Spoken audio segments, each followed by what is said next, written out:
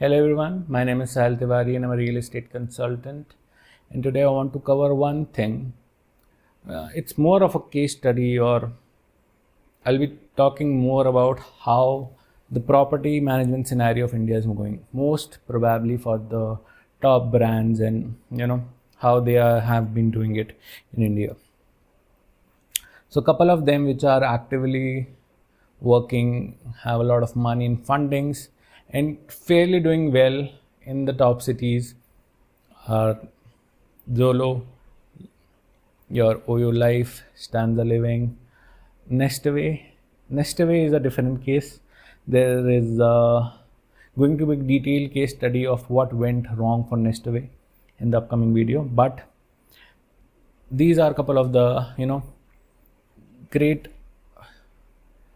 or not great. I mean, these are a couple of your property management firms examples which are doing business in top 7 cities. You can see a lot of promotional activities, a lot of inventory with them, and people renting out. You do see a lot of ads running out for them.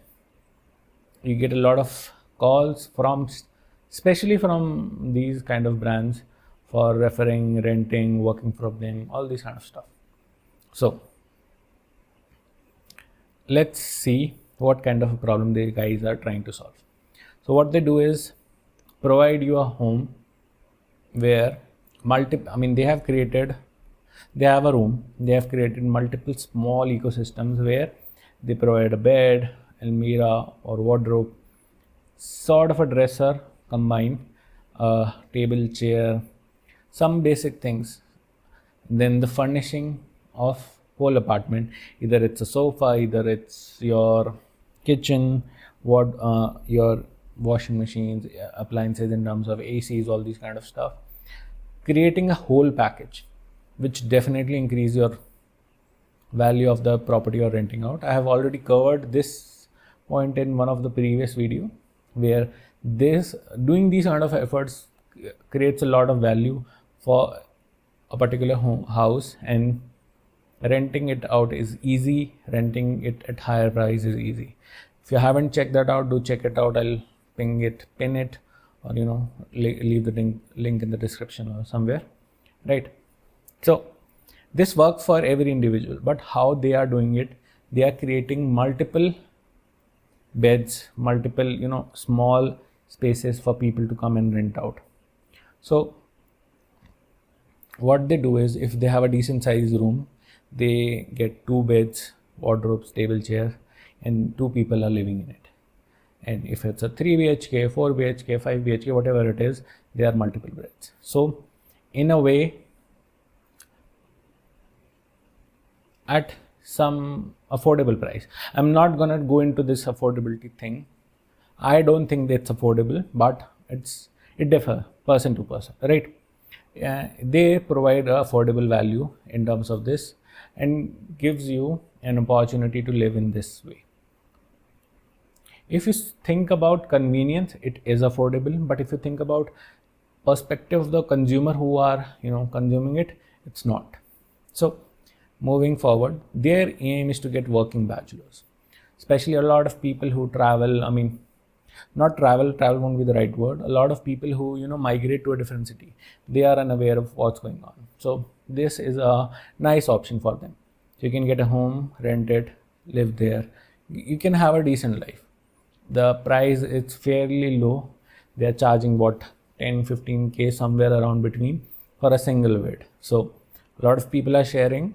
The money is like somewhere around 10 to 15K. If you want a single room for yourself, they do have that option too.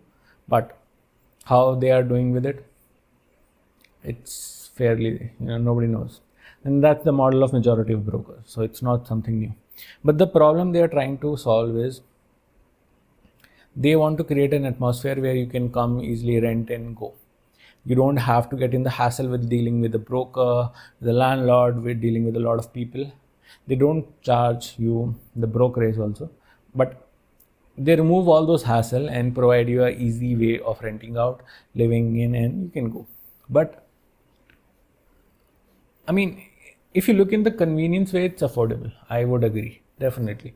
It's very easy, very comfortable. You don't have to worry about a lot of things. It's very affordable. But if you think in the audience they are targeting is not affordable, because majority of them who are looking in this are either students or freshers, who just recently got a job. So the problem is the pricing they are offering. They are giving facilities, they do come at a cost, not denying that, but the problem is it's not in affordable segment for all these kind of people. So student don't have a lot of infinite budget. There is a small budget and they have to live in it. Same for freshers, the people who generally just got into this job market, don't have a lot of experience, don't have a crazy high package. The people who are freshers that have a crazy high package are already living in their best homes which money can get. But the people who don't have these kind of things can come and live in this, but the price point they are coming in, tapping it, is not solving a problem. They are just in a way creating life not that easy. This is one of the problems. This can be ignored if someone is well off, no issues. But the second thing is they're not charging you brokerage and all those stuff, but the things are not clear when you rent it out. So their micro problems are there. What if someone, if I rent something, I pay a rent and I get live in that flat, use their appliances. If it's a fully furnished flat, I'm paying a rent to use it. So when you use something, there will be wear and tear. Things do deteriorate with time, and the more you use it, it get deteriorated. In some point it will break down. But the problem is with these kind of platforms is they have a very weird structure where, like, if you rent it, if it's working for good for 15 days, a month, and then it breaks down, it's your fault. You have to pay it, irrespective of there is a physical damage or not. If somebody is using it, there will be wear and tear because you're using it, and for that wear and tear you are paying rent. So you're allowed to use it. But if there is no physical damage, no intentionally done thing, then the wear and tear comes in the owner's pocket. Not pocket, owner's responsibility to get that fixed and pay the money for it, both of them. But what they have some policies which are not tenant friendly. They are more corporate friendly. They are not even friendly to owners also, but more of corporate friendly, right? So these kind of problems these kind of policies create a lot of problem for a lot of individuals who are planning to live there. And these small problems create a lot of bad experience, which in the longer run tarnish the image of these property management firms. So they are not focused towards the tenant, and they are not focused towards the owners. They are focused toward of extracting most profit out of both. And this is not solving a problem. It is like there are two problems with owners and tenants to find good home at an affordable rate. They both have a problem, right? But someone third person is coming and creating, distracting them from their own problem, creating new sets of problem, and making both of them still unhappy and extracting a premium out of it. So it's hard for me to understand how this model is working from them. Is it just the investor money which is keeping it running, or they actually ever plan to solve a problem? There are already a lot of firms, property management firms, which are doing great job. They are catering a lot of people, but their model is not this. They are doing it in another way. That is a separate topic. I'll talk about it in the next or upcoming videos. For in this particular video, these startups are working in a way where they are not preferring the customer satisfaction. There have been a lot of cases, a lot of feedback, a lot of reviews where people haven't got their deposit back just because when the inspection is done, a lot of things due to wear and tear or whatever it is are not working as they're supposed to work when the fresh thing is installed. Obviously it won't work that very well, and for that wear and tear the rent was paid, but they are not accepting it.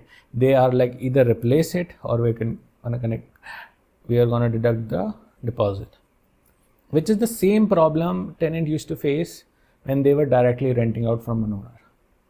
So their deposit is direct going, I mean, it's been taken by someone or the another. Either it's some individual owner or some big corporate fancy stuff.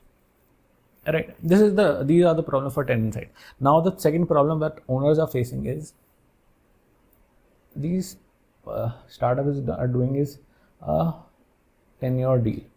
They are getting the owners into long-term tenures.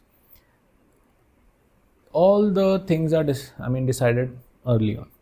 How much they're gonna pay, how much they're gonna do, everything decided. And somewhat it's fair. So you always have an option, right, to decline or not. You decide for some couple of time and you work with them, and they are the one who is taking, investing the money in furnishing it, investing the money in marketing it, investing in promoting it, all those time of stuff, keeping staff and all those stuff. They are spending money, but the money that owner getting is less from the market value. It's understandable because doing a lot of effort, they will provide you less, and you get a deal. Your property is owned, managed without a hassle. That is somewhat acceptable, but the thing which is happening is the experience is not that great. The owner has to still face a lot of problems.